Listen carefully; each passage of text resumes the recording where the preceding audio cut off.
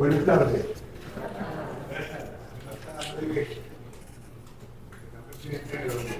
Buenas tardes también a los que se encuentran conectados. Bien, hoy nos encontramos aquí en la Dirección General de la Magistratura para escuchar a dos amigos de Venezuela, a dos amigos del Instituto de Investigación y Posgrado de la Escuela Nacional de la Magistratura, que se encuentran visitándonos. Cayetano Núñez, profesor conocido por algunos que están presentes, lo conocimos en la Universidad Bolivariana en los primeros momentos cuando estábamos comenzando y dando los primeros pasos en la construcción del programa de formación de estudios jurídicos. Albert, en catalán, Albert Noguera, profesor también junto a Cayetano de la Universidad de Valencia, España, amigo de este proceso, que ha venido varias veces a Venezuela y ha estado presente en múltiples reuniones, no solamente del tribunal, de nuestro máximo tribunal, el Tribunal Supremo de Justicia, sino también en invitaciones para debatir y para reflexionar no solamente temas jurídicos, sino temas que tienen que ver con los movimientos sociales. Bien, la Dirección Ejecutiva de la Magistratura y el Instituto de Investigación y Posgrado, aprovechando la presencia en Venezuela de todos catedráticos y siempre preocupado por la práctica intelectual de cada uno de nosotros, siempre preocupado por el crecimiento intelectual de cada uno de nuestros estudiantes y de nuestros funcionarios públicos, ha construido en la tarde de hoy este espacio, un espacio muy rápido, se construyó muy rápido, pero la idea fundamental es que sigamos teniendo espacio para la reflexión, espacio fundamentalmente para la circulación de las ideas. Es decir, el crecimiento no solamente físico, sino el crecimiento también tiene que ver con nuestros sentimientos, nuestras emociones y nuestra razón. Es decir, el crecimiento de nuestro cerebro. Bien, hoy vamos en este espacio a reflexionar sobre un tema muy querido por todos nosotros, que es sobre el nuevo constitucionalismo latinoamericano. Y digo muy querido por todos nosotros porque uno de los aportes fundamentales de América Latina ha sido nuestra reflexión y nuestra concreción en nuestras constituciones. Y cuando digo nuestras constituciones, estamos hablando de la Constitución venezolana, de la Constitución boliviana y de la Constitución ecuatoriana.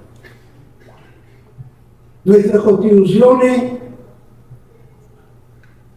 se pensaron desde otro lugar. Nuestras constituciones son producto de nuestras latitudes. Es un pensamiento que la filosofía latinoamericana llama el pensamiento situado. Y el pensamiento situado es que es una constitución pensada de América Latina. Todos sabemos que la colonización de América Latina, el neocolonialismo y el imperialismo como forma de dominación de nuestros países, no solamente se expanden en el territorio como los ingleses se expandieron en nuestra Guyana Esequiba, sino también se expanden en la toma de las instituciones del Estado y se expanden en la toma de la subjetividad de cada uno de nosotros. Es decir, que el colonialismo tiene la fuerza y no nos damos cuenta y estamos inconscientes en los procesos de estructuración mental de cada una de nuestras subjetividades. Y los procesos de cambio, y los procesos de transformación, y los procesos de construcción de una nueva sociedad, de unas nuevas relaciones mucho más solidarias, pasa por frenar no solamente los desplazamientos y la avanzada hacia nuestro territorio o hacia nuestro subsuelo, sino también hacia nuestro cerebro, nuestro pensamiento. El proceso revolucionario venezolano comenzó con la elaboración a través de un proceso constituyente de una nueva constitución que todos sabemos que es la Constitución del 99. Una constitución que tiene bases materiales, fundamentos materiales. Si alguien me pregunta dónde encontramos la base, el fundamento, la génesis de nuestra Constitución, y lo hemos conversado con el doctor René de Grave, nuestro profesor de Derecho Constitucional aquí en el Instituto, podemos decir que las bases materiales están en el 27 de febrero.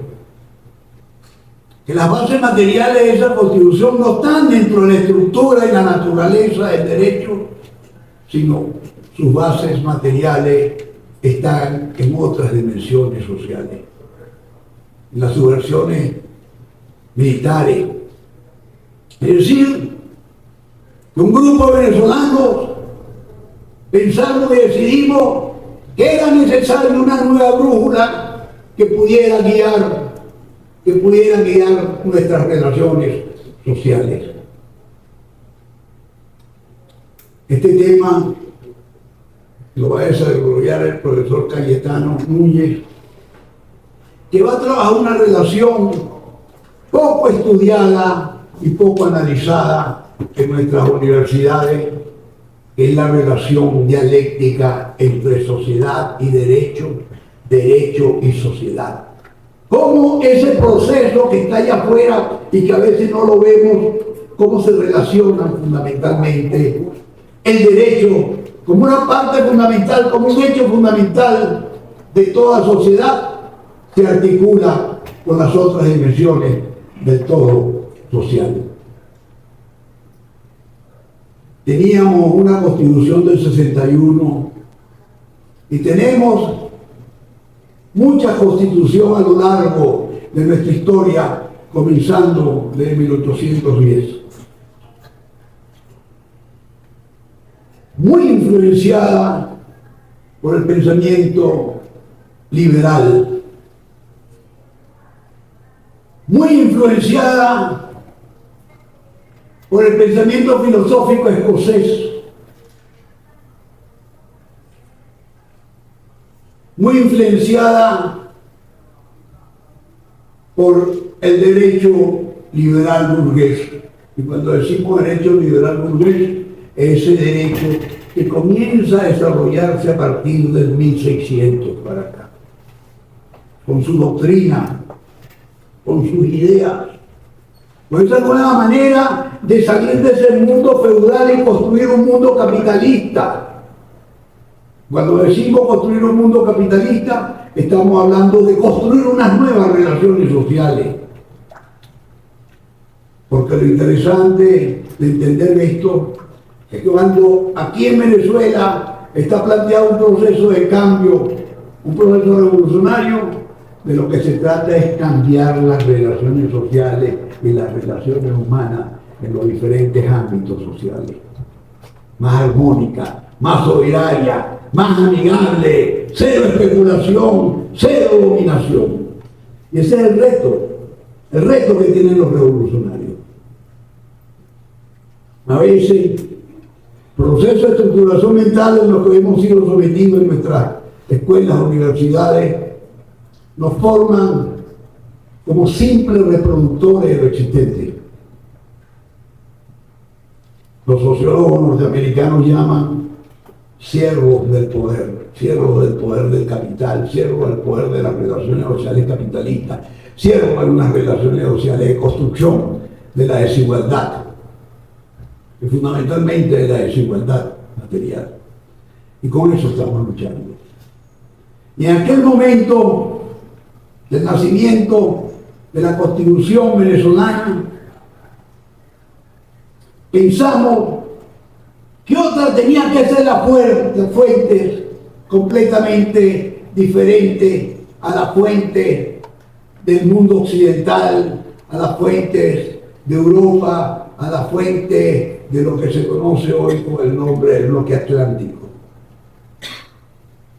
Y fuimos y rescatamos a Huaycaipuro, y rescatamos a nuestros libertadores, y rescatamos nuestra tradición, y rescatamos nuestra identidad, nuestra negritud, nuestras diferentes y mezcolanzas y crisoles de raza que existen en nuestro país. Por eso es muy bello leer nuestro preámbulo,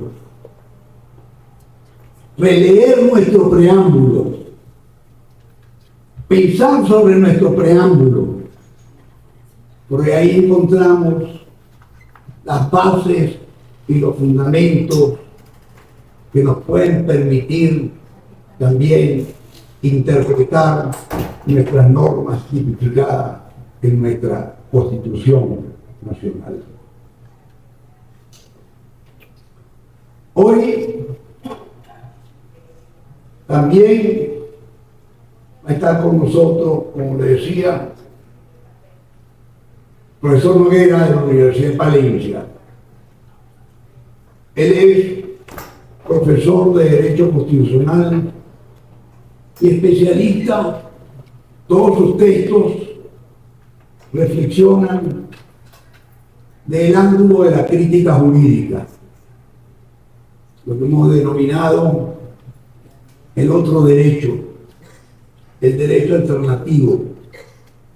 Es decir, cómo el derecho es un instrumento, sea tanto el derecho positivo, cómo le podemos dar una lectura a ese derecho vigente, cómo lo podemos interpretar, pero de los más débiles, de los sectores subalternos en nuestra sociedad.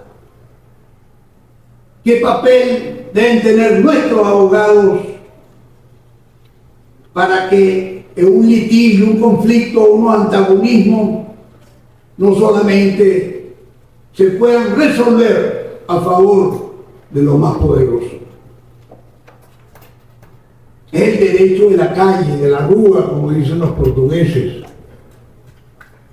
Una manera de aproximarnos al derecho completamente diferente a como nos formamos nosotros en nuestras universidades, sobre todo mi generación, que era un derecho memorístico.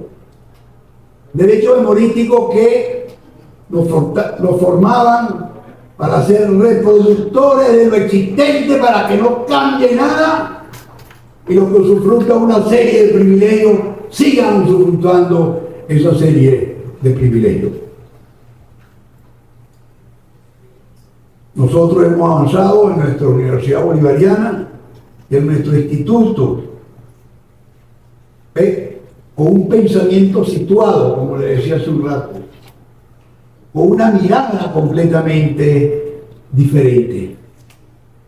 Y así, como existen las escuelas clásicas de Derecho,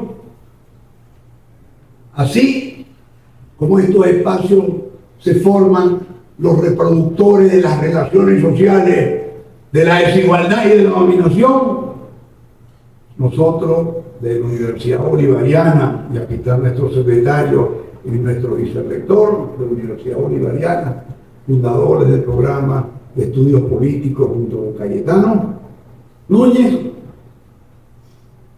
estamos reflexionando y estudiando cuáles deben ser las nuevas normas que prescriban unas relaciones mucho más justas y mucho más solidarias.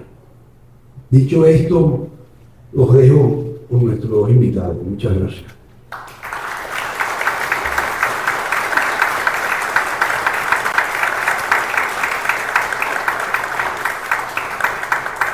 A continuación, invitamos al doctor Albert Noguera, profesor de la Universidad de Valencia, en España, jurista y politólogo, catedrático de Derecho Constitucional de la Universidad de Valencia.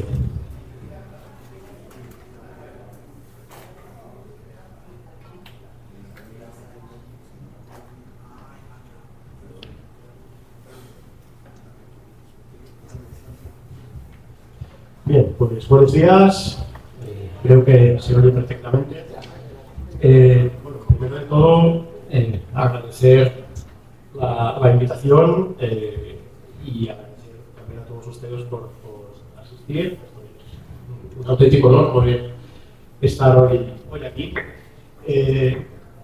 Como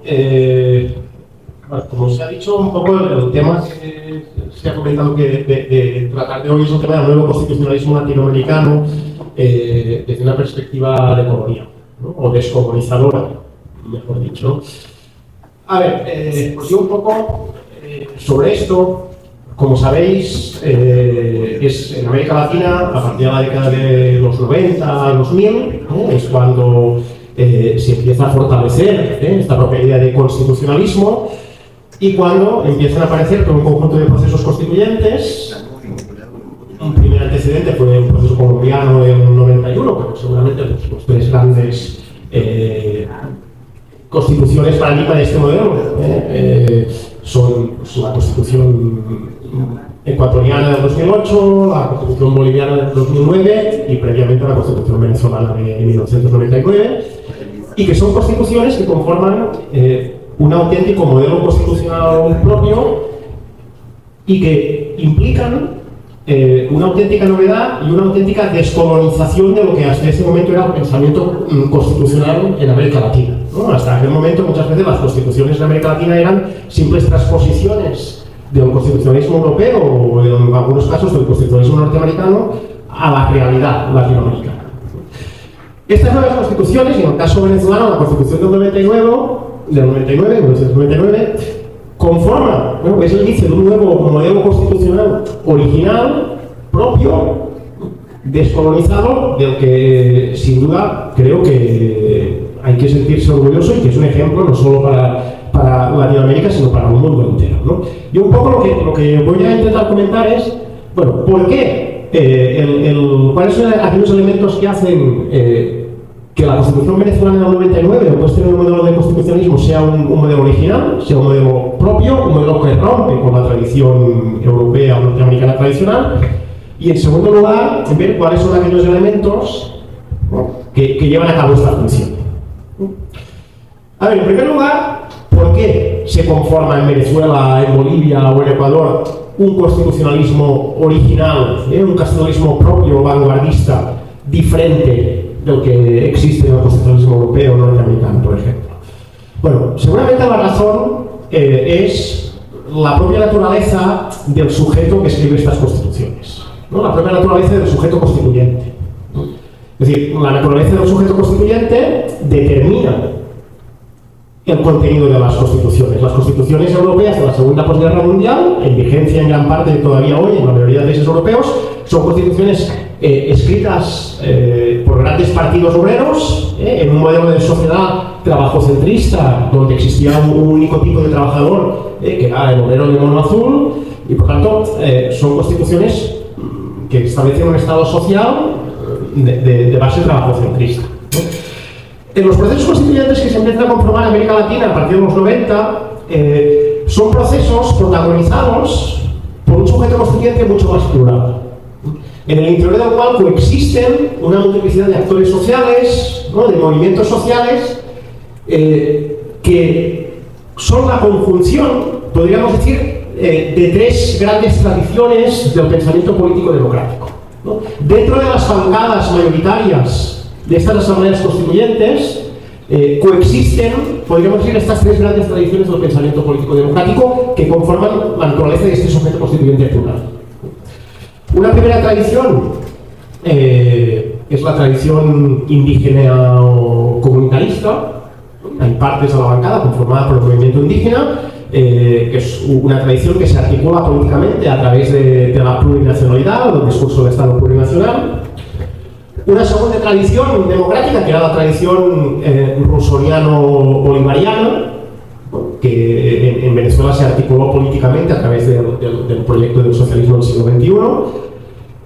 Y una tercera tradición, que es la que provenía del garantismo jurídico, ¿no? Que es una tradición de pensamiento jurídico europeo, que se conforma básicamente desde los años posteriores a la Segunda Guerra Mundial, y que lo que se caracteriza es por tener una especial preocupación por los derechos, ¿no? Después de la Segunda Guerra Mundial en Europa, podríamos decir que se produce un cambio en la concepción de democracia imperante, ¿no? Hasta este momento existía la concepción imperante de democracia, era una concepción mayoritarissta, una concepción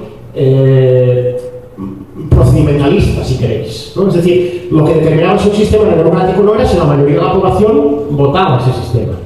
Después de la Segunda Guerra Mundial, con todas las atrocidades cometidas durante el periodo entre guerras, la Segunda Guerra Mundial, donde se empieza a tomar conciencia que el modelo democrático no solo viene determinado por los procedimientos, sino también por el contenido, ¿no? Pues Hitler, por ejemplo, tenía el apoyo de gran parte de la población de Alemania, y a nadie se le ocurre decir que el Tercer Reich alemán era un sistema democrático, ¿no? Por lo tanto, aquella concepción procedimentalista empieza a ser sustituida por una concepción sustantivista de democracia. Aquello que determina que un sistema sea más o menos democrático no solo son los procedimientos, sino también si se garantizan más o menos derechos a una persona, ¿no?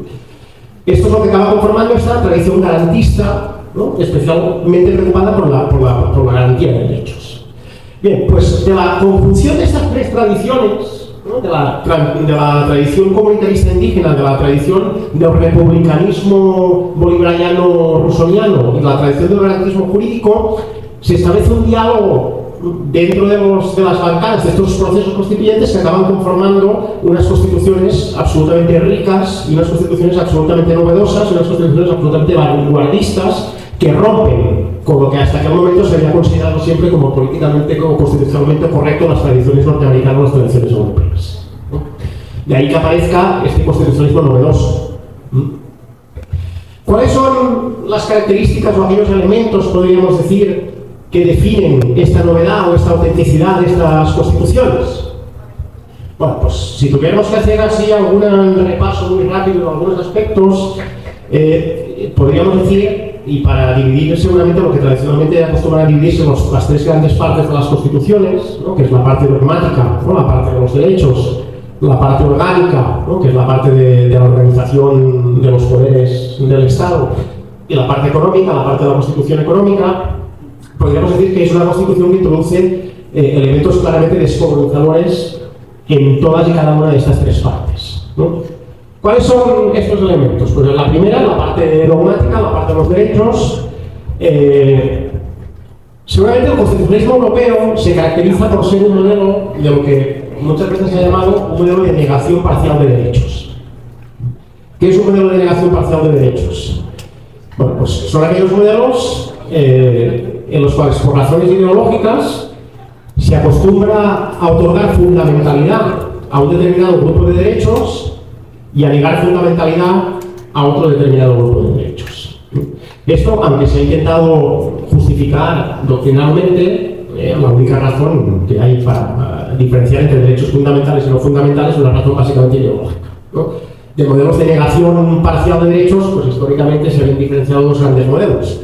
El modelo de negación parcial liberal, que es aquel que otorga fundamentalidad de los derechos a las libertades civiles, ¿no? A los derechos civiles y derechos políticos, mientras que considera que los derechos sociales son derechos de menor importancia, de derechos menos vinculados a la dignidad humana y por tanto no se los tiene que proteger, ¿no? Y el otro modelo, en determinados casos, pues seguramente lo que se llama un modelo de socialismo real, donde muchas veces que otorgaba al revés una especial fundamentalidad e importancia a los derechos sociales y a los derechos colectivos y menos a las libertades civiles, ¿no? Seguramente el gran ejemplo de este conflicto es en el momento en que en Naciones Unidas se tiene que firmar el Pacto Internacional de Derechos Humanos y ante la imposibilidad en el 66 de los estados de ponerse de acuerdo entre los dos bloques, pues el bloque occidental acaba firmando el Pacto Internacional de Derechos Civiles y Políticos porque consideraba que solo los civiles y políticos eran derechos humanos, y el bloque socialista acaba firmando el Pacto Internacional de Derechos Económicos, Sociales y Culturales porque consideraba que estos eran más importantes que nosotros, ¿no? En Europa, las constituciones son constituciones que son ejemplo de esto que hemos denominado un modelo de negación parcial liberal de derechos. La Constitución española, por ejemplo, es una constitución pensada en la cual solamente los derechos civiles y los derechos políticos son derechos fundamentales y son protegibles, mientras que los derechos sociales están ubicados en un capítulo que ni siquiera tiene la categoría de derechos, están ubicados en un capítulo que se llama Principios Rectores de las Políticas Sociales y Económicas. Por lo tanto, son principios. Esto implica que un derecho social, en la mayoría de países europeos, tenga un nivel de protección muy inferior a un derecho civil y político. Por ejemplo, en España, si te vulneran el derecho a la sanidad o si te vulneran el derecho a la seguridad social, no puedes presentar un recurso de amparo ante el Tribunal Constitucional, porque como que no es un derecho fundamental, son derechos excluidos del amparo. En cambio, si te vulneran el derecho a la propiedad, evidentemente sí puedes presentar un amparo ante el Tribunal Constitucional. Por eso son modelos de negación parcial de derechos, porque niegan la fundamentalidad aparte de los derechos.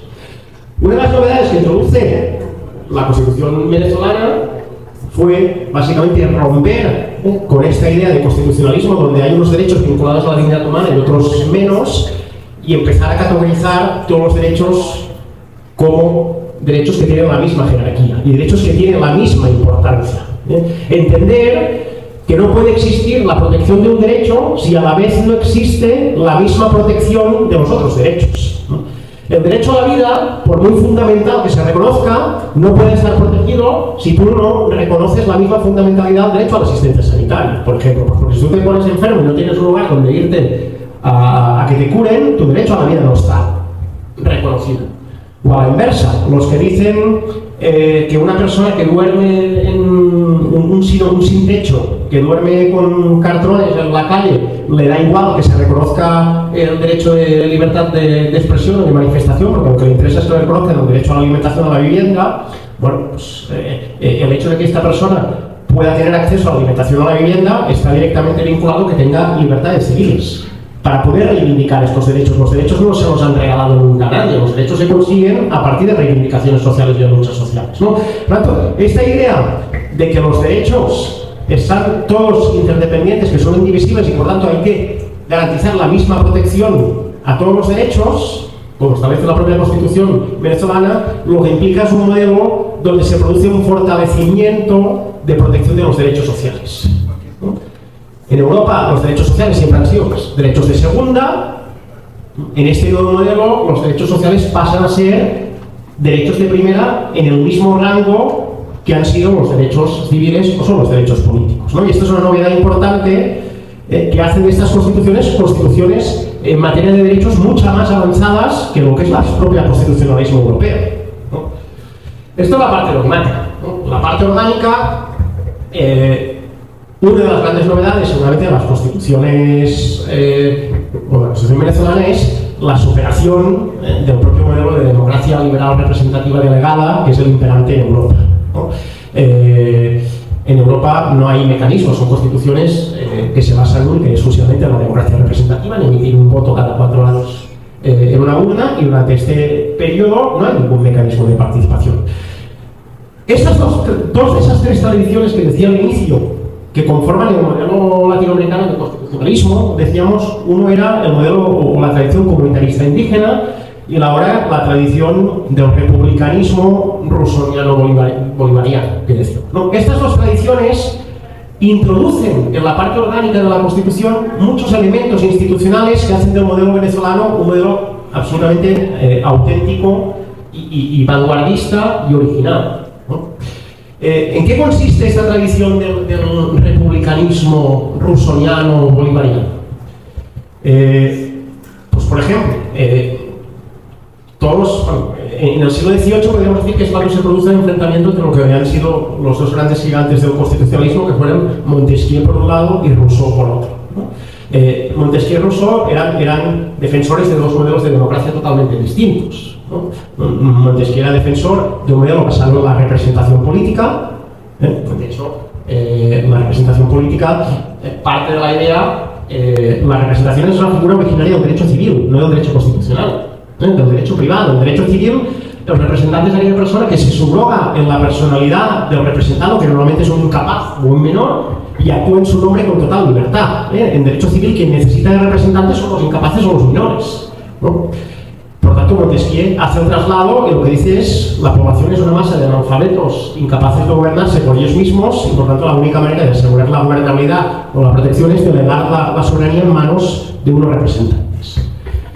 Y como corolario de esta representación, Montesquieu también crea la figura de la tripartición de poderes, que parte de la misma lógica. La tripartición de poderes parte de la idea de que como que el pueblo no puede controlar a los representantes, lo que hay que hacer es dividir el poder en tres ramas, cada una de las cuales se controla y se limita a la una a la otra. Pero la tripartición de poderes no es nada más que un mecanismo de autocontrol del poder a través de un sistema de pesos y contrapesos en todas las ramas del Estado, pero al margen de los ciudadanos. Bueno, frente a este modelo, Rousseau lo que levanta es un modelo democrático. Frente a la representación, opone la figura del mandato. El mandato es una figura originaria también del derecho privado, en la cual un mandante ordena a su mandatario que haga tal acción en su nombre, pero evidentemente controla en todo momento que actúe correctamente, y en cualquier momento le puede retirar el mandato. Traslado esto a la figura del derecho público, es la figura de la revocación de mandato, ¿no? Frente a la representación, que es la que existe en Europa, donde durante estos 4 años el representante no es representante del cuerpo electoral que lo metió, sino que es el representante de ese ente abstracto que es la nación, pudiendo hacer lo que le dé la gana, se alza la figura de la revocación de mandato, donde son los ciudadanos los que controlan permanentemente a sus mandatarios, ¿no? Y frente a la figura de la tripartición de poderes, Rousseau lo que levanta es la figura del poder negativo, que es la idea de que el control sobre el poder no se puede ejercer por el propio poder de manera autónoma de los ciudadanos, sino que se tiene que ejercer por los propios ciudadanos. Y Rousseau lo que hace es recuperar la vieja figura del tribuno de la plebe de la época romana, ¿no? Que era un modelo de poder negativo, de contrapoder popular. El tribuno de la plebe era aquella institución en Roma elegida para la clase plebeya, y que ejercía de contrapoder, podía interponer la intercesio o el veto contra el poder patricio de los magistrados, que era el poder oficial, ¿no? Pues es a partir de esta idea que Bolívar construye la idea del cuarto poder, la idea del poder ciudadano, ¿no? Presente en muchas constituciones del siglo XIX en Latinoamérica, ¿no? Y a raíz de esta tradición del republicanismo rousseauiano-bolivariano es que la Constitución del 99 crea la idea del poder ciudadano, ¿no? Como un cuarto poder, ¿no? Rompiendo la idea esta de la tripartición de poderes, donde es el poder que se autocontrola a él mismo a través de un sistema de pesos y contrapesos sin contar con los ciudadanos, por la idea de que son los ciudadanos los que ejercen control directo sobre el poder, ¿no? Esto, junto a figuras como los referéndums, ¿no? Las consultas, que son figuras que provienen de toda esta tradición del republicanismo rousseauiano republicano, convierten el modelo democrático, el modelo de democracia participativa y protagónica de Venezuela en un modelo mucho más rico y participativo que aquel proveniente de la tradición europea, ¿no? Y la otra tradición, la comunitarista indígena, lo que hace es introducir elementos, ¿no? de la propia tradición indígena, como son, por ejemplo, que esto se plasma en la institución central del Estado, en parlamentos con cuotas ¿no? de representantes de los pueblos indígenas elegidos en sus circunscripciones mediante sus usos y costumbres, etc. Es decir, todos estos elementos acaban conformando un modelo de democracia mucho más rico, mucho más participativo, mucho más protagónico que el que existe en los propios modelos de constituciones europeas, ¿no? De ahí otro gran descolonizador del constitucionalismo de este tipo frente, ¿no?, a los europeos y norteamericanos. Y por último, otra de las ideas descolonizadoras en materia de la constitución económica, la primera parte económica de la constitución, es la propia desliberalización, podríamos decir, de la noción de soberanía. La soberanía en Europa, en la tradición liberal, se piensa única y exclusivamente como un concepto político. Cuando se habla de soberanía en las constituciones europeas, se hace referencia básicamente a la soberanía nacional, ¿no? De hecho, ni a la popular. La tradición europea lo que hace es sustituir el concepto de soberanía popular por el de soberanía nacional. Esto no es porque sí. Cuando tú hablas de la soberanía nacional, perdón, de la soberanía popular, lo que estás diciendo es que quien ejerce la soberanía es el pueblo, ¿no?, lo popular. Cuando se llega a la Revolución Francesa, sustituye el concepto de soberanía popular por el de soberanía nacional. Lo hace pues porque cuando tú dices que quien ejerce la soberanía no es lo popular, sino que es lo nacional, lo que estás diciendo es que quien ejerce la soberanía es la nación, ¿no? ¿Y la nación quién es? ¿No? La nación es un ente abstracto, la nación no existe, la nación... o sea, yo no puedo llamar por teléfono a la nación y quedar para cenar con la nación esta noche. O sea, la nación solo puede hablar a través de los representantes políticos. Y por tanto, cuando tú sustituyes el concepto de soberanía política popular por el concepto de soberanía nacional, en realidad lo que estás consolidando es un concepto de democracia representativa donde son los representantes los que hablan en nombre de la nación, no el pueblo. Bueno, es la tradición liberal europea. El concepto de soberanía tiene solo una noción política, que hace referencia a la soberanía nacional o a la soberanía popular, si quieres, en el mejor de los casos. El nuevo constitucionalismo lo que hace es descolonizar esta noción de soberanía y ampliar la concepción de soberanía. La soberanía ya no solo es un concepto político, la soberanía abarca mucho más allá.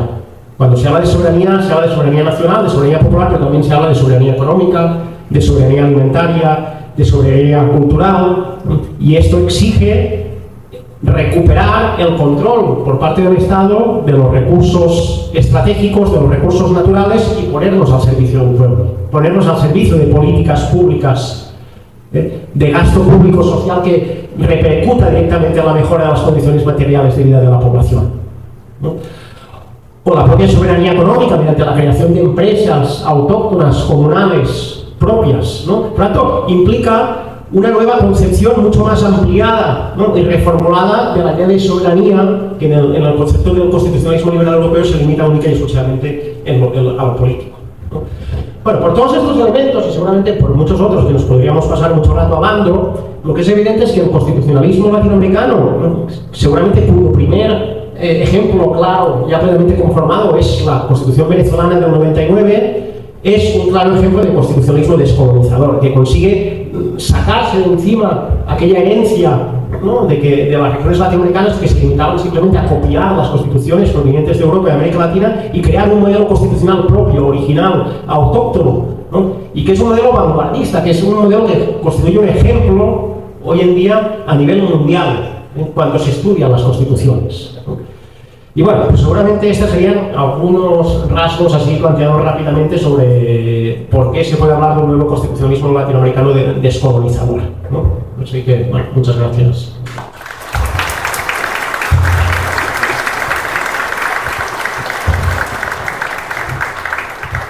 A continuación, el doctor Cayetano Núñez, profesor de la Universidad de Valencia, doctor en Derecho y profesor titular de Derecho de Trabajo.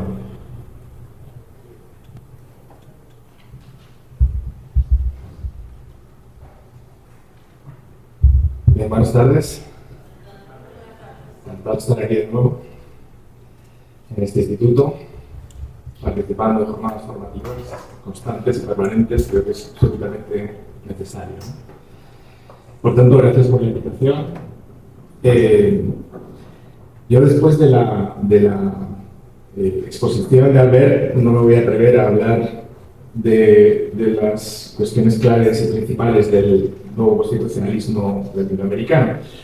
Yo voy a hablar un poco sobre algunas cuestiones relacionadas con lo jurídico, con el derecho, un pequeño recorrido, sin alargarme mucho, hasta llegar a una de las dimensiones que me parece también muy relevante, sobre todo en este espacio, y también un poco a raíz de lo que me solicitaron, en términos de lo que es el derecho y la dimensión cultural del derecho y, por tanto, lo que es la enseñanza del derecho, ¿no?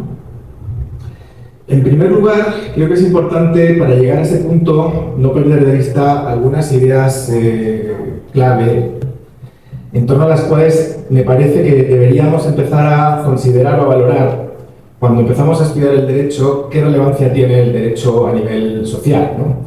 Y en primer lugar, creo que es importante no perder de vista que el derecho es una síntesis de la política. Es decir, el derecho no cae de un arbolito, el derecho no nace en una rama, el derecho lo construyen los seres humanos, y el derecho tiene como finalidad generar un modelo de relaciones sociales y, por tanto, de relaciones culturales, económicas, políticas, etcétera, etcétera. Por tanto, el derecho es una síntesis política y una síntesis ideológica, y creo que eso es importante. El derecho no es neutro, el derecho no se mueve desde la neutralidad, sino desde la defensa de unos intereses determinados, bien sean los intereses de unas minorías o los intereses de unas mayorías.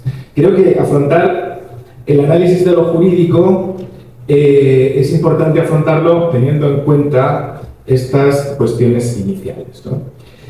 Por tanto, el derecho, como constructor de un tipo de relaciones sociales, en el entorno de lo que significan las relaciones entre el Estado, la sociedad y el poder,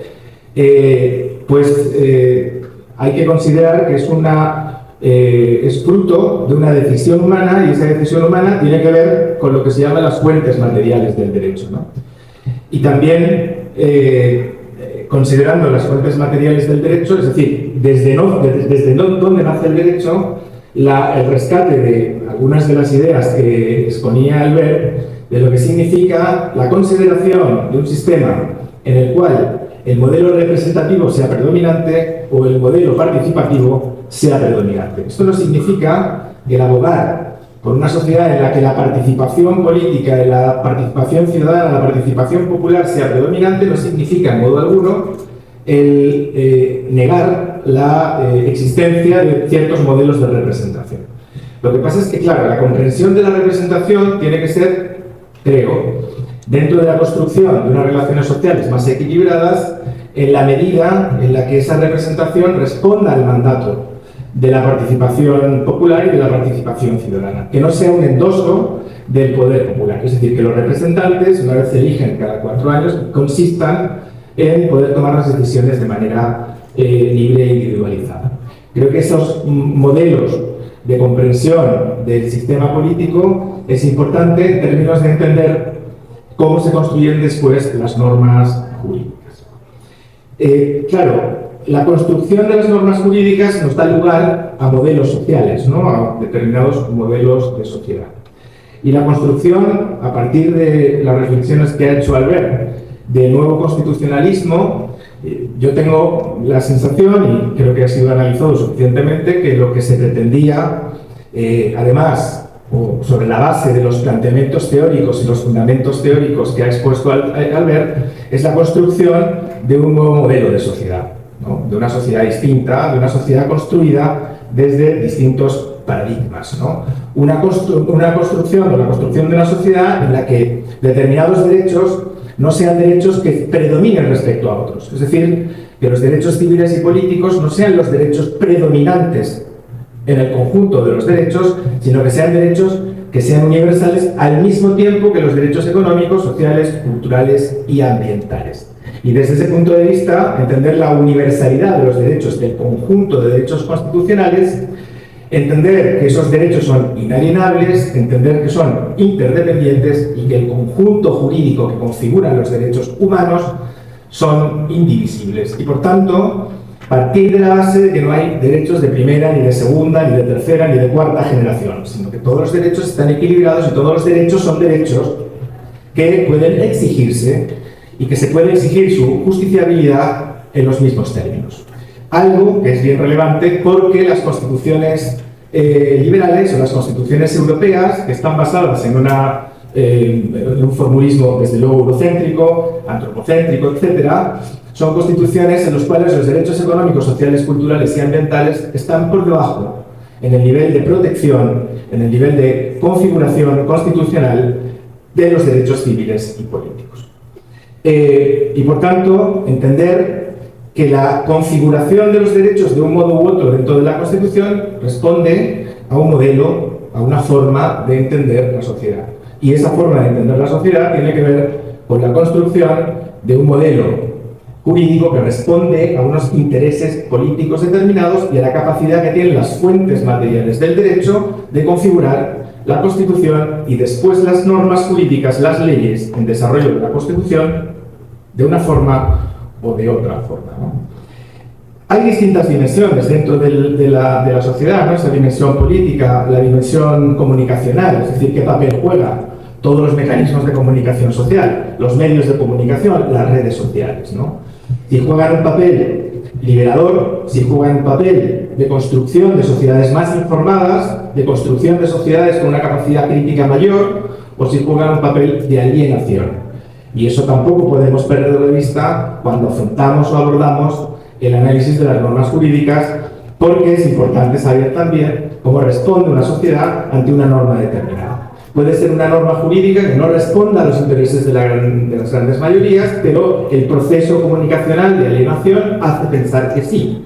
Y por tanto ese aspecto cultural es importante no perderlo de vista. Por eso es relevante, como veremos después, no perder de vista que el análisis tiene que ser multidimensional. Estamos ante, reiteradamente nos hablan, las dos grandes transformaciones actuales. La transformación ecológica, en primer lugar, la transformación ecológica, pero nadie sabe para dónde va la transformación ecológica. Hay gente que niega el cambio climático. Bueno, yo no soy científico y no voy a negar el cambio climático. Evidentemente, lo importante es ver para dónde va este desarrollo de transición ecológica. Si la transición ecológica va por la venta de modelos de vehículos eléctricos, pues ya les voy a decir que los vehículos eléctricos son tan contaminantes como cualquier otro vehículo. El litio no deja de ser un material, no deja de ser un mineral, hay que, por tanto, reproducir la industria extractiva, y la industria extractiva conlleva, obviamente, como ustedes saben bien, movimientos geopolíticos a nivel internacional de intento de controlar la soberanía dentro de lo que es el control de la economía de un país determinado.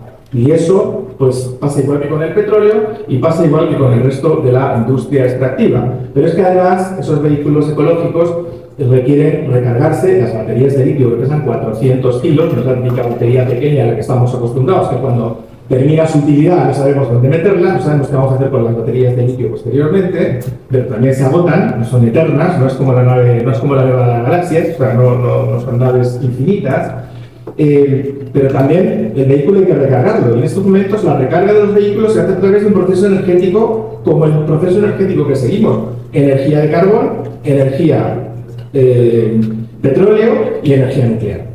Es decir, cuando recargamos un vehículo eléctrico, cuando circula el vehículo, a lo mejor no emite emisiones, pero para que el vehículo no emite emisiones, hemos tenido que hacer una recarga que sí las emite, ¿no? Pero hay toda una industria que nos hace querer pensar que es una industria verde y ecológica, y que nos hace pensar que lo es, y nos acabamos creyendo que lo es, y realmente no lo es tanto, ¿no? Los grandes molinos de viento que vemos muchas veces, o las enormes plantaciones de paneles solares, que decimos que bueno es, no, que bueno es, depende. A lo mejor pequeñas instalaciones de paneles solares es bueno, grandes plantaciones no, responden al interés de acumulación energética, de acumulación económica, y además impide el desarrollo agroalimentario.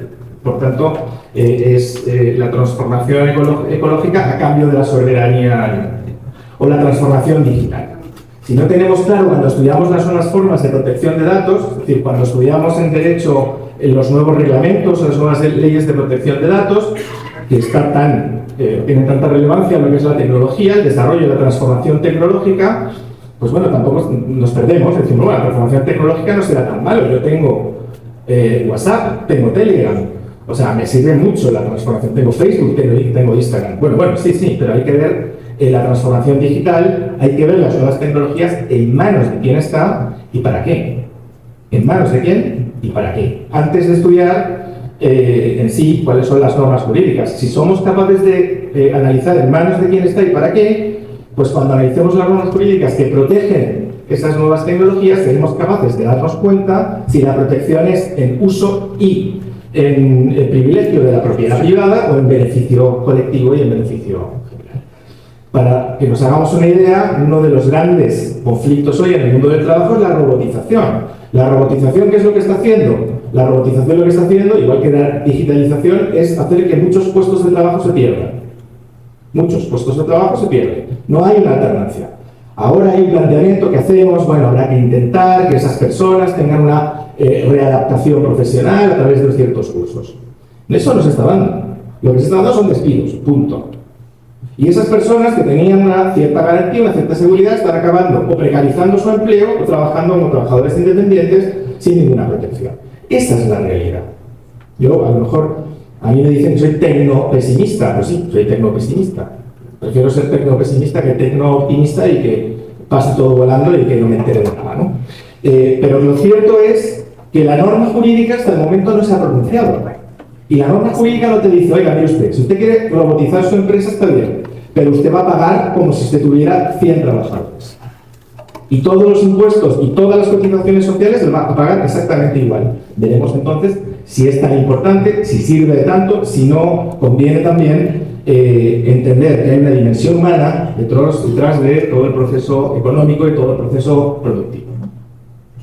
Y hay una dimensión jurídica, evidentemente, en las construcciones de estas relaciones sociales, que está en la relación o interrelacionada con estas otras dimensiones, ¿no? Una dimensión jurídica que a lo que voy a ir también se corresponde con una dimensión educativa. Una dimensión educativa que juega un papel muy importante en la construcción de nuevos procesos de transformación social. ¿Qué es lo que pasa con la educación? Pues lo que pasa con la educación es que el modelo educativo también es usufructuario o también responde de determinados intereses. Y aunque no nos demos cuenta, no es lo mismo estudiar de una forma que de otra forma. El modelo educativo, igual que pasa con el modelo político, responde a intereses y normalmente a la construcción de intereses a través de los cuales se protegen pues determinados privilegios o todo lo contrario, o abren los espacios para tener una educación crítica, para tener una educación creativa, para tener una educación con contexto. Una educación que primero sea capaz de entender qué es lo que ocurre dentro del contexto social para después abordar el conocimiento de los diferentes aspectos. ¿Por qué? Pues porque no podemos negar, creo que esto hay un consenso a nivel de cualquier posición ideológica, que hay un conflicto social, siempre hay un conflicto social, y ese conflicto social genera muchas contradicciones. Esas contradicciones son aquellas que se intentan resolver a través del análisis político e ideológico, que, como decía antes, se sintetiza después en normas jurídicas. Pero ¿qué pasa? Que el derecho forma parte de ese conflicto social, y eso no lo podemos perder de vista. El derecho forma parte de ese conflicto social. Y forma parte de ese conflicto social en sus diferentes dimensiones. Hay una dimensión normativa que tiene que ver con algo que también decía Albert, con qué entendemos por la dogmática jurídica. Hay una dimensión social, es decir, con la construcción de determinados modelos sociales.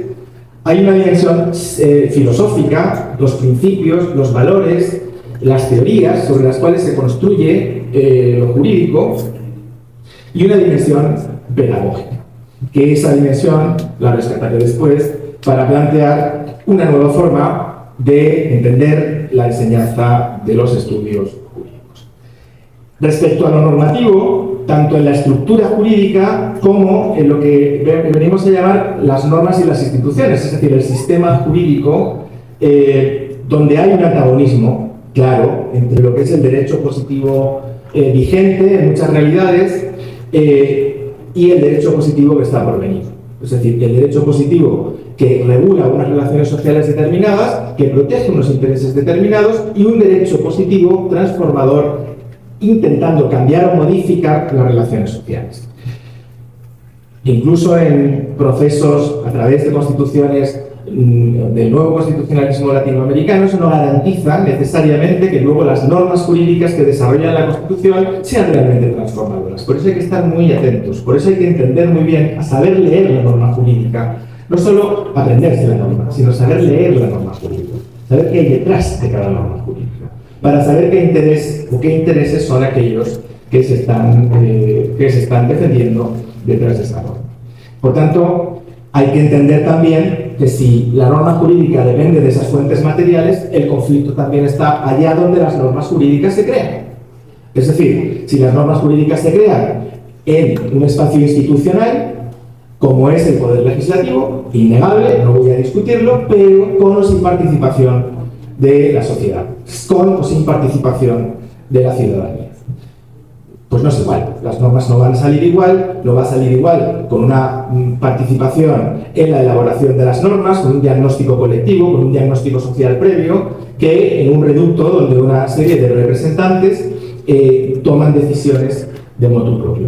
Ese intercambio, esa interrelación, yo creo que es una interrelación que a estas alturas está siendo admitida en términos generales en muchos entornos, pero que yo creo que todavía le falta mucho camino por recorrer. El derecho como hecho social, que tiene que ver con la naturaleza del derecho. El magistrado Damián, el profesor Damián, antes creí que me ibas a hacer un spoiler, se ha contenido, pero efectivamente, como él bien decía, el derecho tiene una génesis, pero esa génesis del derecho está en las dimensiones de la sociedad, en la económica, en la política, en la cultural, en la religiosa, en la militar, etcétera, etcétera. No se puede entender el derecho desde dentro del derecho. No se puede entender el derecho, la naturaleza jurídica no es intrínseca, como bien decía, es extrínseca. El derecho no se hace a sí mismo, el derecho se construye desde las otras dimensiones sociales. Y en ese sentido es importante no perder de vista lo que es un concepto epistemológico, que es el concepto epistemológico de la totalidad, y por tanto el concepto epistemológico de entender la dogmática jurídica desde un punto de vista distinto, es decir, desde el punto de vista de lo que es la universalidad y la complejidad, para poder entender el derecho desde la totalidad de las relaciones sociales. Decía que hay una dimensión filosófica que tiene que ver con los valores y los principios que dan lugar a lo jurídico. ¿Qué valores son los que están detrás de la norma jurídica? ¿Qué principios son los que están detrás de la norma jurídica? Hay una cosa que me parece importante, aquellas personas que estudian derecho. Desde hace un tiempo a esta parte, las normas jurídicas vienen a incorporar, en un primer momento, una serie de principios. Antes no lo hacían. En España, por lo menos, hasta hace poco tiempo, los principios no aparecían en la norma. De hecho, había quien decía que los principios no eran derecho. No entendían que los principios, en realidad, lo que estaban manifestando era, bueno, lo que hemos venido a llamar el espíritu de la ley, lo que hemos venido a determinar como esa voluntad del legislador de la aplicación normativa y, por tanto, y de la interpretación normativa. Yo creo que los principios son importantes, los principios denotan qué es lo que hay detrás de la voluntad legislativa. Por tanto, la lectura de los principios nos hacen ver, antes de entrar en el texto, antes de entrar en las reglas, antes de entrar en el derecho positivo como tal, antes de eso, antes de entrar en los mandatos concretos, nos hacen ver para dónde va la ley, para dónde va. Y es importante porque, en el fondo, lo que se ha exigido al legislador es que el legislador muestre cuál es su voluntad. Antes no lo hacía. En el preámbulo venía a explicarte, en el fondo, qué es lo que decía la ley, pero los principios son, creo que es importante no perderlos de vista, elementos determinantes a la hora de abordar el análisis jurídico, ¿no? Por tanto, el derecho no solo es norma, el derecho son valores también. No entendemos la justicia, lo que es la justicia, no la entendemos igual dentro de una concepción que en otra concepción, dentro de un modelo de construcción social que en otro modelo de construcción social. Últimamente hay espacios en los cuales, voy a ser cauto a la hora de pronunciarme, pero hay espacios en los cuales, cuando tú hablas de justicia social, hay a quien le da como sarpullidos en la piel, ¿no? Entienden que la justicia social es desequilibrante de las formas de relación actuales en algunos modelos sociales. Claro, de las formas de relación en las cuales la propiedad privada tiene un privilegio protector sobre los derechos sociales, económicos y culturales. Es decir, donde el derecho a la vivienda, el derecho a la salud, el derecho a la educación, el derecho a comer, son derechos que muchas veces ni siquiera están reconocidos como derechos. En la Constitución española son principios rectores, ni siquiera son derechos, son principios rectores, mientras que la propiedad privada es un derecho fundamental. Por tanto, tiene una protección privilegiada. Es decir, claro, no es lo mismo entender la justicia desde una posición que desde otra. En el nuevo constitucionalismo latinoamericano aparecen en un equilibrio dentro del rango que les corresponde, que es el mismo, y por tanto la protección y la tutela tiene que ser idéntica. Otra cosa después es que hacen las leyes para hacer posible que sea efectiva la Constitución, que ese es otro cuento que no voy a poder tratar. La consideración de los derechos humanos, la interpretación de los derechos humanos, es decir, tenemos una interpretación predominante o dominante de los derechos humanos desde un punto de vista sobre todo eurocéntrico, sobre todo androcéntrico y individualista. Por contra, hay otras formas de entender los derechos humanos, es decir, los derechos humanos se pueden entender desde el punto de vista de la comprensión de la diversidad, del pluralismo o del colectivismo. Hay mecanismos o formas, hay categorías de interpretación, hay sistemas interpretativos que nos hacen ver las cosas de manera distinta, la misma cosa. La misma cosa, el mismo texto jurídico interpretado desde una visión o desde otra visión. La visión predominante es la que después dará lugar a cómo se desarrolla ese texto constitucional. Por tanto, hay distintas categorías de interpretación. Formas de Estado distintas que tienen que ver con formas de Estado, pues como en Europa, que son clásicamente liberales, u otras formas de Estado o proyectos de formas de Estado distintas, ¿no?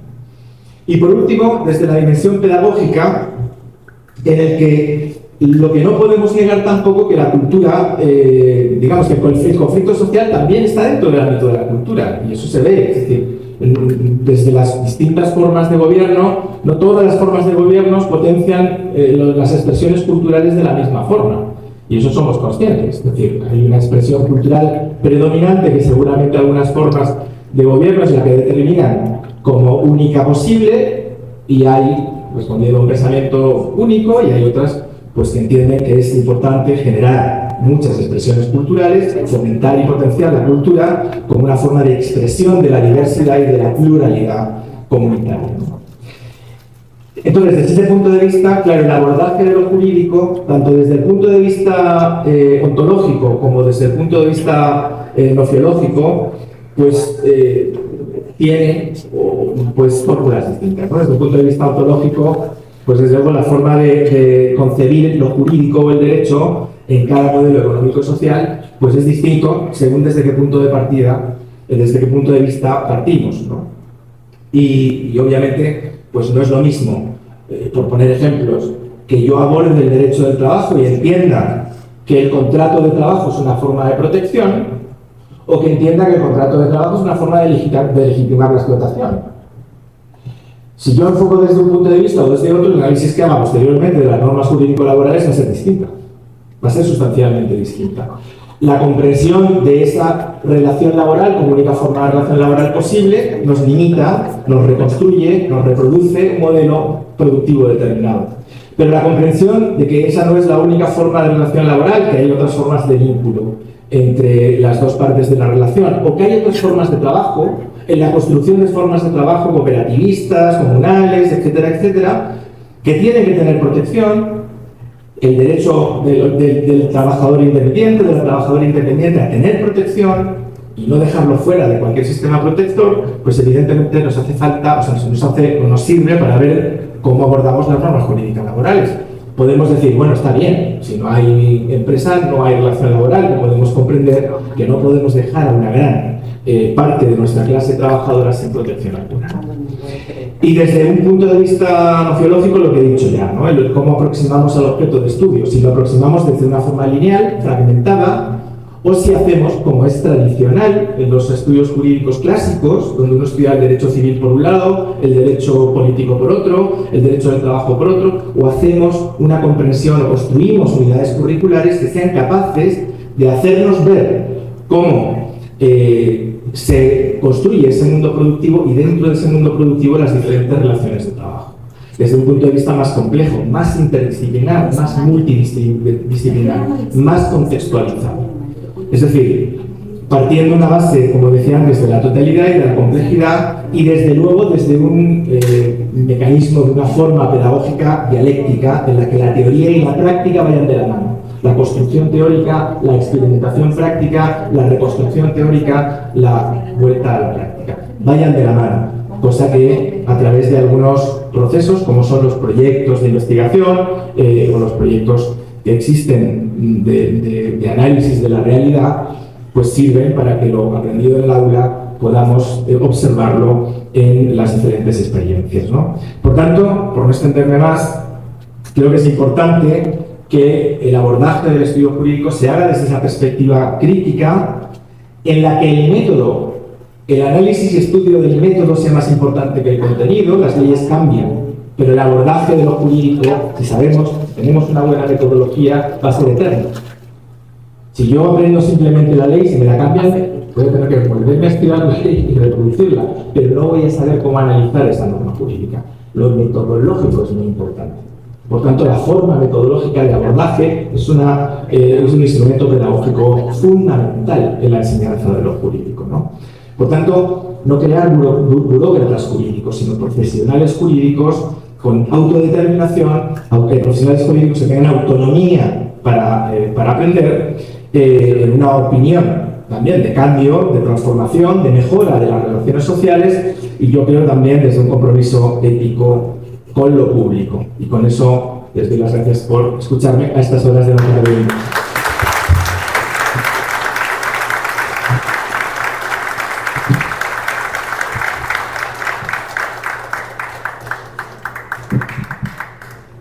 Invitamos a la doctora Olga Álvarez, magíster de Derecho Constitucional y magistrada suplente de la Sala Constitucional, a hacer una intervención. Y profesora del Instituto de Investigación y Posgrado. Igualmente aprovechamos para saludar al doctor René Negrão, magistrado suplente de la Sala Constitucional y profesor del Instituto de Investigación y Posgrado. Adelante, doctor. Muy buenas tardes a todos y a todas. No me esperaba esta invitación a reflexionar en este espacio tan importante, de la mano del magistrado Luis Damiani, nuestros queridos catedráticos Cayetano Núñez, el buen Cayetano Núñez, y nuestro querido Albert Noguera, que nos acompañan y además han sido, digamos que en este proceso de elaboración de esa metodología para la formación permanente sobre la argumentación, el análisis jurídico. Por supuesto que los estudios de ambos han sido importantes en el desarrollo de nuestros programas de formación. Pero me puse a pensar, ya que me piden una reflexión, cuando estaban hablando los catedráticos que nos acompañan hoy desde Europa, desde Cataluña y desde España, estaba pensando en lo importante, y no tenemos conciencia de lo importante que fue el proceso constituyente venezolano. Es decir, no solamente el proceso de la papeleta del 91 de Colombia, que arranca todo este nuevo constitucionalismo, sino específicamente el hito del proceso que llevó adelante el presidente Hugo Chávez cuando ya lo había anunciado, cuando era candidato presidencial, y luego, una vez electo, cuando presenta la propuesta de la constituyente y se desarrolla todo un mecanismo que permitió dar la posibilidad de ir a un referéndum y luego a la constituyente, porque la Constitución del 61 no lo permitía.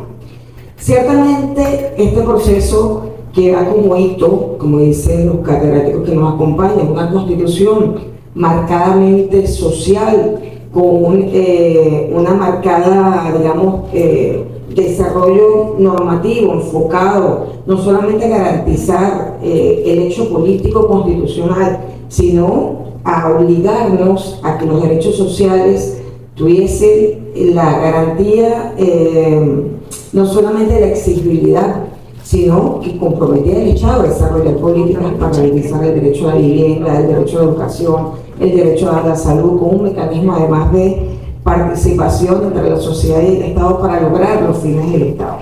Esta Constitución, que ha sido objeto de estudio de catedráticos de todo el mundo, en este caso estos catedráticos que nos visitan, estos doctores en Derecho que nos visitan, ha sido la Constitución más asediada, o una de las más asediadas. de los últimos años. O sea, ¿qué reflexiono yo? Yo estaba pensando, qué increíble lo importante que ha sido digamos que este desarrollo normativo producto de un hecho político plural donde todos los actores sociales participaron en la Constitución del 99, sino que además de eso nos ha tocado defenderla de muchísimas agresiones. Esta Constitución fue intentada, se dio un golpe a la Constitución en el 2002, que luego hubo una interpretación errónea por parte de la Sala Constitucional, donde se habló de que hubo un vacío de poder, cuando realmente lo que había era un golpe de Estado contra la Constitución. Aquí no era un tema de la tensión natural que puede resultar entre sectores que tienen ideologías diferentes, ideologías encontradas, entre los que quieren conservar el estatus representativo y los que estamos luchando por la emancipación permanente y la participación protagónica permanente. No, es algo más allá, o sea, es tratar de desmontar el Estado constitucional que nos costó tanto en el 99 por no solamente imponer una carga ideológica a un nuevo proyecto constitucional o un nuevo desarrollo normativo, sino que ir más allá. Por supuesto, ya todos sabemos que es ir atrás de nuestros recursos y garantizarse el hacerse de los recursos y de nuestra integridad territorial. Yo pensaba, y quizás estoy un poco dispersa a la hora de esta reflexión porque no me la esperaba, que ciertamente nosotros nos ha tocado, por ejemplo, no solamente ese golpe de Estado que no se intenta contra un gobierno, eso hay que entenderlo muy bien, se intenta contra una forma constitucional, es decir, contra una propuesta política, un hecho político como fue la Constituyente del 99, con la intención de que haya un retroceso a lo que había antes del 99, que como dicen algunos compañeros, es una constitución muy similar a las constituciones europeas, donde lo que ya conocemos como un derecho, por ejemplo la vivienda, el derecho a la educación, el derecho a la salud, se establece como principios y no haya forma de exigirle al Estado que cumpla con esas necesidades humanas que nosotros en el 99 reconocemos tal cual como derechos en nuestro amplio catálogo de derechos. Entonces, se ha intentado en diferentes momentos llevarnos no solo a una ruptura constitucional, sino a desmontar el Estado constitucional. No solamente el golpe del 2002, recordemos que con la llegada de la Asamblea Nacional del 2015, ese periodo que recrudeció en el 2019 junto a medidas coercitivas unilaterales que también tienen como propósito desmontar el Estado constitucional, nos llevaron a hacer lecturas, por ejemplo, de estatutos de transición que no existen dentro de nuestro marco constitucional. Eso es inexistente, eso es antijurídico, eso es inconstitucional. Sin embargo, de allí podríamos derivar varias conclusiones. Una, es realmente para un sector que hace vida política en el país indispensable desmontar la Constitución. Llevarnos no solo a la Constitución del 61, sino llevarnos a ese periodo, imposibilitar que nuevamente podamos ir a un proyecto constituyente o a un espacio constituyente que permita que sigamos avanzando en transformaciones y que se adecuen a los tiempos. ¿Por qué hago esta reflexión? Porque ciertamente, y es un estudio que a lo mejor se invita a los catedráticos, es que estudiar cómo se ha intentado, por ejemplo, en el caso de la República Bolivariana de Venezuela, de diversas maneras desmontar el Estado constitucional. Por ejemplo, el doctor Albert tiene un libro interesantísimo sobre el tema del derecho a la vivienda en Iberoamérica, cómo desde esa asamblea del 2015 al 2019 se dictó una ley para debilitar el derecho a la vivienda en Venezuela, y aquellas viviendas que habían sido otorgadas o habían sido adjudicadas por políticas del Estado se intentaron poner al servicio del mercado secundario y de los bancos. O sea, eran mecanismos. Claro, la Sala Constitucional en ese momento declara la nulidad por inconstitucionalidad, pero son, digamos, que elementos que hay que reflexionar, y reflexionarlos de cara además a lo que a la continuidad que tenemos que darle a toda esta defensa permanente de los derechos conquistados, de los procesos conquistados que han permitido, por supuesto, en estos 25 años, garantizar un Estado constitucional realmente garantista, incluso en medio de una guerra multiforme brutal que ha vivido Venezuela y que ahora a nosotros nos toca defender en todos los espacios. Es un momento importante para la historia porque ya hemos demostrado que el bloqueo, aun siendo criminal, ha sido una herramienta para nosotros descubrirnos en nuestras capacidades propias, en nuestra voluntad propia para defender la nación y crear y reinventarnos nuevas expresiones, no solo en el tema de producción, sino expresiones también en otros espacios culturales, en espacios sociales, que permitan el crecimiento de los venezolanos como nación y la posibilidad de ir, como no, en algún momento, como lo hicimos en 2017, magistrado Damiani, que hubo una situación en la que, bueno, también hubo que era un proceso constituyente que tuvo otra finalidad distinta a la de 1999, pero que era una finalidad garantista de la soberanía, de la paz, de la integridad territorial, y se logró en su momento. Y también era un mecanismo, de alguna manera, de la expresión popular para que la Asamblea Constituyente dictara leyes constitucionales que permitieran defendernos del bloqueo, que fue un momento muy álgido del bloqueo. Entonces yo, en esta reflexión, primero invito a mantener siempre la defensa de nuestra nación, la defensa de nuestra Constitución, la defensa de lo conquistado, la defensa frente a intereses extranjeros que quieren en forma insolente robarnos lo que es propio, incluso robarnos la forma de pensar, la forma de soñar el futuro. O sea, yo agradezco el espacio, perdóname la reflexión, pero bueno, la reflexión es que tenemos una oportunidad siempre importante de levantar con orgullo nuestra nacionalidad bolivariana, nuestra nacionalidad que procuró desde el 99 crear relaciones diferentes, relaciones sociales, relaciones económicas, en función de las grandes mayorías que fueron sometidas por, digamos, que los modelos anteriores, y que no queremos volver nunca más a esos modelos anteriores. O sea, muchísimas gracias a todos los que nos escuchan. Gracias a todos.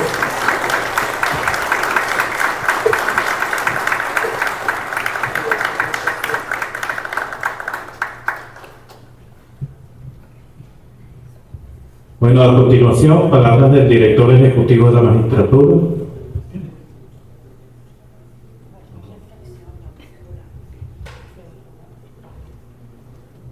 Bueno, adelante. Bueno, muchas gracias.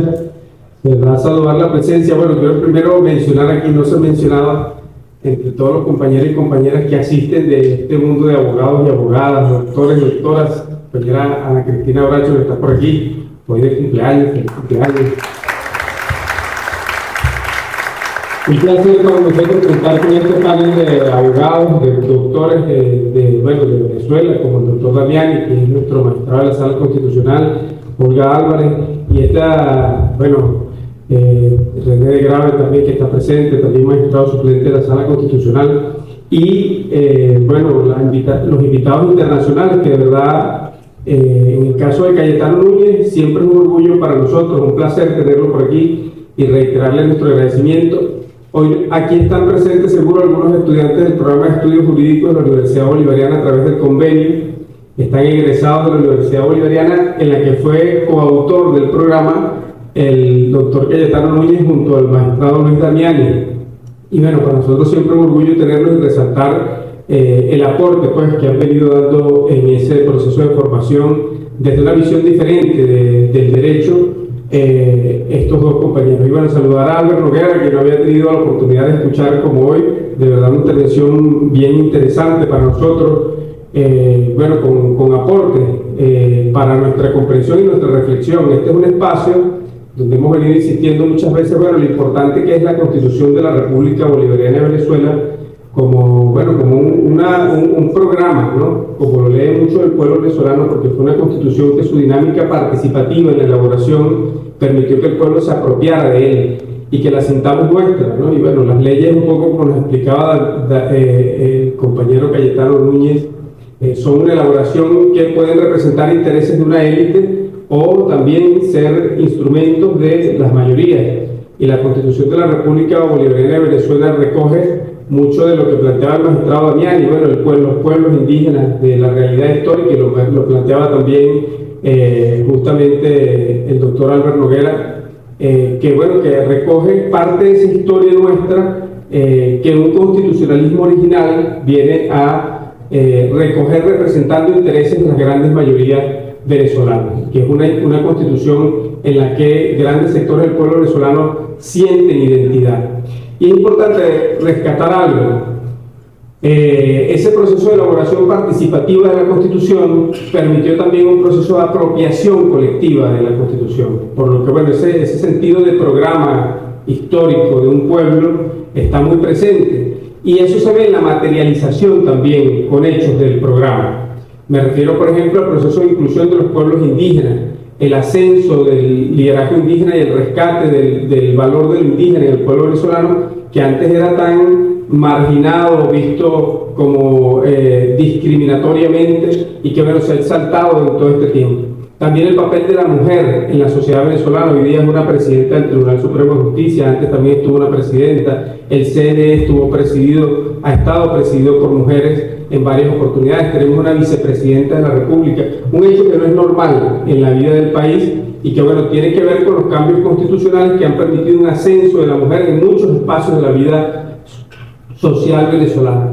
Y bueno, así pudiéramos destacar muchos elementos, por ejemplo, el hecho de que los derechos sociales no solo sean un planteamiento normativo, sino justamente todo el esfuerzo que ha habido desde el Estado para materializar esos derechos. Entonces vemos, por ejemplo, el proceso de alfabetización, que Venezuela logró la plena alfabetización en este periodo, pero también logró la plena inclusión al sector universitario. Y un bachiller se gradúa y entra a la universidad, cosa que parecía imposible. Uno hablaba antes de esto y le decían que uno estaba loco si uno creía que era posible que todos los bachilleres pudieran entrar a la universidad. O la construcción de más de 3 millones de viviendas. Bueno, una serie de procesos que sin duda se vieron golpeados por el bloqueo y por lo que hemos sufrido pues, como país en todo este tiempo histórico, pero que hay un largo recorrido en términos de materialización de derechos y de ir asumiendo como una hoja de ruta, como un programa, como un plan, como el gran plan del Estado a nuestra Constitución, que sin duda bueno, genera un equilibrio entre derechos individuales y derechos sociales, y exalta los derechos sociales que por mucho tiempo estuvieron vistos como también de forma secundaria como derechos no exigibles, derechos no materializables. Y ese elemento, digamos, histórico creo que es importante. Aquí en este auditorio hemos dicho muchas veces, hemos insistido en ello, la Constitución de la República Bolivariana de Venezuela, junto a las constituciones como la de Ecuador, como la de Bolivia, son referentes de un nuevo constitucionalismo latinoamericano. Y creemos también necesario, y esto también quiero sumarlo como una reflexión adicional, que este nuevo constitucionalismo latinoamericano, acompañado de los procesos de formación como el Programa de Estudios Jurídicos, como el Instituto de Investigación y Posgrado de la Escuela Nacional de la Magistratura, la Escuela Nacional de la Magistratura, hagan parte de la construcción de nuevas corrientes de pensamiento jurídico latinoamericano y caribeño.